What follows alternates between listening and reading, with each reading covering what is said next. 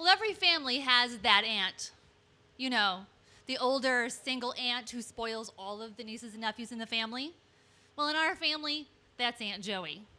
So when Lily and Nicholas's birthdays came around in April and an enormous box plopped on our front doorstep, they couldn't wait to tear into it. And as we opened up the flaps of that box, inside we saw a gigantic, tie-dyed, soft as a bunny's ear beanbag pillow. We lifted that out and we tucked it under the loft bed in Nicholas's bedroom, where the two of them leaped and laughed and loved that thing for the next several days. Well, a couple days later, I was in the kitchen, I was washing dishes, and I was listening to them play down the hallway in Nicholas's bedroom. And my mind began to wander, as a mother's mind oftentimes does, right?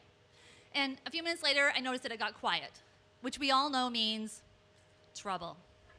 So I went down the hallway to investigate, and when I got down there, they weren't there. I looked in Lily's bedroom, in the playroom, outside. They were nowhere to be found.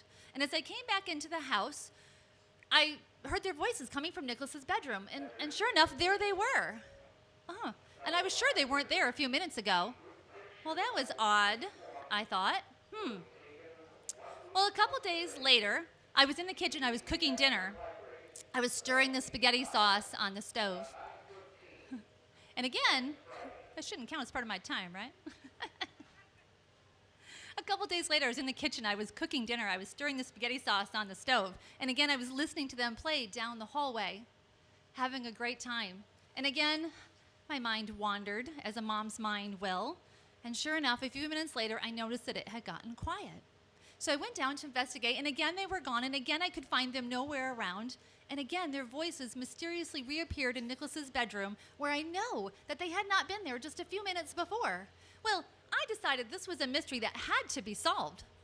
So I hatched a plan. On Friday of that week, I called them to me and I said, Lily, Nicholas, Mommy has a lot of work to get done today. So what I really need for the two of you to do is just to play quietly on your own for a while and just leave me alone. Can you do that?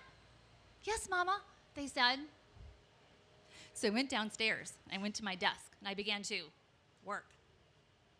And sure enough, a few minutes later, I heard their footsteps down the basement stairs.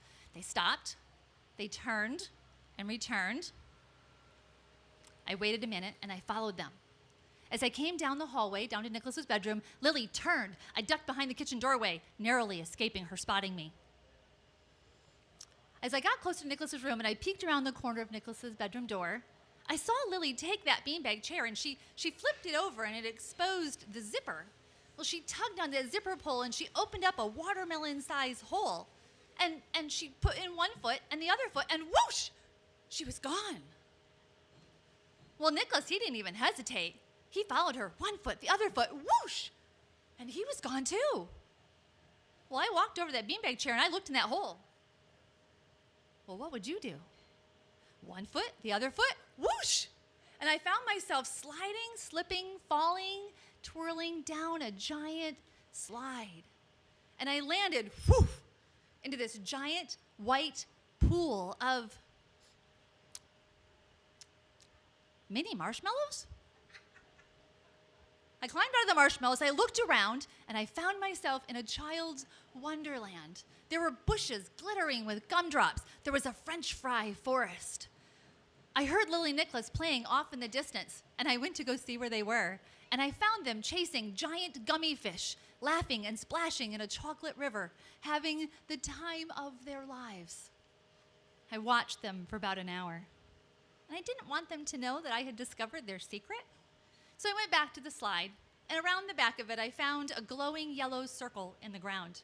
I stepped on it, and handlebars rose up from it, and I hovered up, up, up, through the beanbag chair, and back into Nicholas's room. I went back downstairs to my desk where I began to work again. And a little while later, I heard their footsteps come down the basement stairs and across the basement, and they hugged me. And I hugged them back. This time I noticed just the faintest smell of chocolate in their hair. And I smiled, knowing that Aunt Joey had found the most amazing gift yet. Thank you, Aunt Joey.